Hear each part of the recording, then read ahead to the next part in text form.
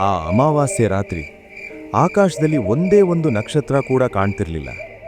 ಸುತ್ತಲೂ ಕಿತ್ತಿನ್ನೋ ಭಯಾನಕ ಮೌನ. ರಂಗ ಕೈಯಲ್ಲಿ ಕತ್ತಿನತ್ತೆ ಕೊರಳಲ್ಲಿ ಪವಿತ್ರ ದಾರಾನ ಕಟ್ಕೊಂಡು ಕಾಡಿನ ದಾರಿ ಹಿಡಿದು ಬೆಗುನ್ಕೋದರ್ ಸ್ಟೇಷನ್ ಕಡೆ ಹೊರಟಿದ್ದ. ಸ್ಟೇಷನ್ ಹತ್ರ ಬರ್ತಿದ್ದಂತೆ ಅವನಿಗೆ ವಿಚಿತ್ರ ಅನ್ಸೋಕ್ ಶುರುವಾಯಿತು. ಆ ಅಮಾವಾಸ್ಯೆ ರಾತ್ರಿಲಿ ಅವನು ಒಂದು ಆತ್ಮದ ಥರನೇ ಕಾಣ್ತಿದ್ದ. ಅವನು ಕಾಡಿನ ಕೊನೆಯ ಅಶ್ವತ್ಥ ಮರನ ದಾಟಿದಾಗ ಇನ್ನೂ ಭಯ ಆಗೋಕ್ ಶುರುವಾಯಿತು. ಆ ಮರದ ಕೊಂಬೆ ಮೇಲೆ ಕೂತಿದ್ದ ಒಂದು ದೊಡ್ಡ ಗೂಬೆ ಅವನನ್ನೇ ಟಾರ್ಗೆಟ್ ಮಾಡಿದ ಹಾಗೆ ನೋಡ್ತಿತ್ತು. ಅದರ ಕಣ್ಗಳು ಕೆಂಪು ಬಣ್ಣದ ರಕ್ತದ ಹಾಗೆ ಕಾಣಿಸ್ತಿತ್ತು.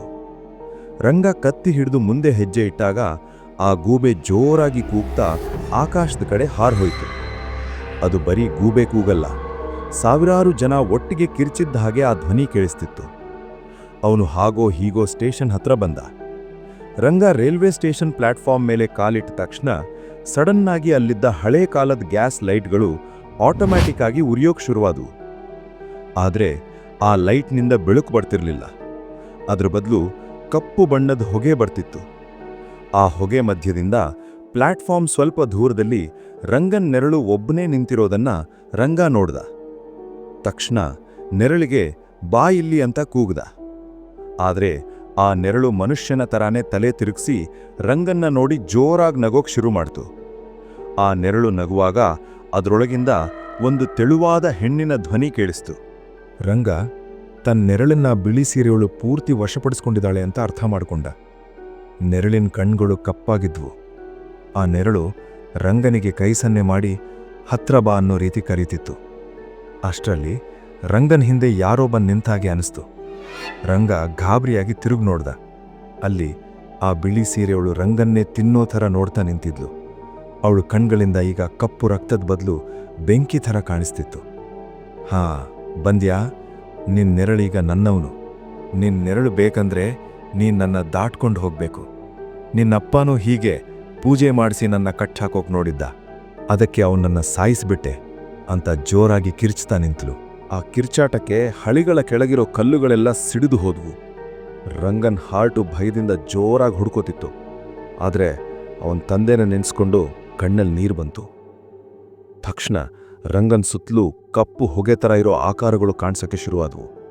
ಅವು ಆ ಬಿಳಿ ಸೀರೆಯವಳು ವಶಪಡಿಸ್ಕೊಂಡ ಆತ್ಮಗಳಾಗಿದ್ವು. ರಂಗ ಅದಕ್ಕೆಲ್ಲ ಹೆದರ್ಲಿಲ್ಲ. ತನ್ನ ಕೈಯಲ್ಲಿದ್ದ ಕತ್ತಿಯಿಂದ ಅವುಗಳನ್ನು ಕಡಿಯೋಕೆ ಶುರು ಮಾಡ್ದ. ರಂಗ ಕತ್ತಿಯಿಂದ ಒಂದೊಂದು ನೆರಳು ಕಡ್ದಾಗಲೂ ಅವು ಬಿದ್ದ ಜಾನದಿಂದ ಮತ್ತೆ ಎದ್ದು ಬರ್ತಾ ಇದ್ವು. ರಂಗ ಕತ್ತಿಯಿಂದ ಇವುಗಳನ್ನು ಕೊಲ್ಲೋಕಾಗಲ್ಲ ಅಂತ ಅರ್ಥ ಮಾಡ್ಕೊಂಡ. ಆ ಬಿಳಿ ಸೀರೆಯವಳು ರಂಗನ ಸ್ಥಿತಿ ನೋಡಿ ವಿಕಾರವಾಗಿ ನಗ್ತಾ ಇದ್ಲು. ರಂಗ ಇವಾಗ ಏನ್ ಮಾಡೋದು ಅಂತ ಯೋಚಿಸ್ತಿದ್ದ. ಅಷ್ಟರಲ್ಲಿ ರಂಗನ್ ಕುತ್ತಿಗೆಯಲ್ಲಿದ್ದ ದಾರ ನೆನ್ಪಾಯ್ತು. ತಕ್ಷಣ ತನ್ನ ಕುತ್ತಿಗೆಯಲ್ಲಿದ್ದ ಪವಿತ್ರ ದಾರಾನ ಕೈಯಲ್ಲಿ ಹಿಡಿದು ಅದನ್ನ ಆ ನೆರಳುಗಳ ಕಡೆಗೆ ಚಾಚಿದ. ಆ ದಾರದಿಂದ ಹಳದಿ ಬಣ್ಣದ ಬೆಳಕು ಹೊರಟು ಆ ನೆರಳುಗಳನ್ನು ಸುಡೋಕೆ ಶುರು ಮಾಡಿತು. ನೆರಳುಗಳೆಲ್ಲ ಆ ಅಂತ ಕಿರ್ಚ್ತಾ ಹಾರ್ಕೊಂಡು ಹೋದ್ವು. ಅಷ್ಟರಲ್ಲಿ ಆ ಕಪ್ಪು ಬಣ್ಣದ ಇಂಜಿನ್ ಸೌಂಡ್ ಇಲ್ಲದೆ ಹಳಿಗಳ ಮೇಲೆ ಬರೋದು ರಂಗ ನೋಡ್ದ. ಈ ಟ್ರೈನು ಅವನ ನೆರಳನ್ನ ಕರ್ಕೊಂಡು ಹೋಗೋಕೆ ಬರ್ತಾ ಇದೆ ಅಂತ ರಂಗ ಅರ್ಥ ಮಾಡ್ಕೊಂಡ. ರಂಗ ತಕ್ಷಣ ತನ್ನ ಪವಿತ್ರ ದಾರಾನ ನೆರಳಿನ ಮೇಲೆ ಎಸ್ದ. ಆ ದಾರ ನೆರಳಿನ ಮೇಲೆ ಬಿದ್ದ ತಕ್ಷಣ ಆ ನೆರಳು ಕಲ್ಲಿನ ಥರ ಗಟ್ಟಿಯಾಗ್ಬಿಡ್ತು. ಇದನ್ನೆಲ್ಲ ನೋಡಿ ಆ ಬಿಳಿ ಸೀರೆಯವಳು ಸಿಟ್ಟು ಮಾಡ್ಕೊಂಡು ಕಿರ್ಚೋಕೆ ಶುರು ಮಾಡಿದ್ಲು. ಆ ಟ್ರೈನು ಇನ್ನ ಜೋರಾಗಿ ಬರೋಕ್ಕೆ ಶುರು ಮಾಡ್ತು. ಅದೇ ಟೈಮಲ್ಲಿ ಅವಳು ರಂಗನ ಮೇಲೆ ದಾಳಿ ಮಾಡೋಕ್ಕೆ ಶುರು ಮಾಡಿದ್ಲು. ಅವಳು ಹತ್ರ ಬರ್ತಿದ್ದಂಗೆ ರಂಗ ತನ್ನ ಕೈಲಿದ್ದ ಕತ್ತಿಯಿಂದ ಅವಳ ಎದೆಗೆ ಜೋರಾಗಿ ಚುಚ್ಚಿದ. ಅವಳು ದೊಡ್ಡದಾಗಿ ಕಿರುಚುತ್ತಾ ಹೊಗೆಯಾಗಿ ಮಾಯವಾಗಿ ಹೋದ್ಲು. ಆ ಹೊಗೆಯಿಂದ ನೂರಾರು ವಿಚಿತ್ರ ಮುಖಗಳು ಹೊರಗೆ ಬಂದು ರಂಗನ್ನೇ ನೋಡಿ ನಗ್ತಿದ್ವು. ರಂಗನ್ ನೆರಳು ಅವನ ಒಳಗಡೆ ಬಂದು ಸೇರ್ಕೊಂತು. ಮಾರನೇ ದಿನ ಸೂರ್ಯನ್ ಬೆಳಕು ಬಿದ್ದಾಗ ರಂಗ ಅಶ್ವತ್ಥ ಮರದ ಕೆಳಗೆ ಮಲಗಿದ್ದ. ಅವನು ಎದ್ದು ನಿಂತು ಕೆಳಗಡೆ ನೋಡಿದಾಗ ಅವನ ಕಾಲ್ ಕೆಳಗೆ ನೆರಳು ಅವನ ಜೊತೆಲ್ಲೇ ಇತ್ತು.